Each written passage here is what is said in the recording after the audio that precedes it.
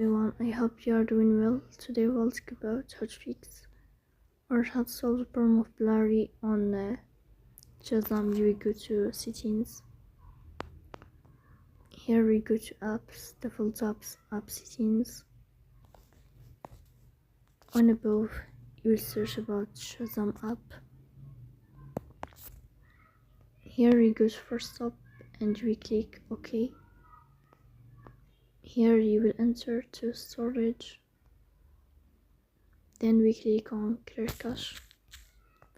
In the end, you will turn off your phone and you will wait a moment to restart your phone again to fix that problem.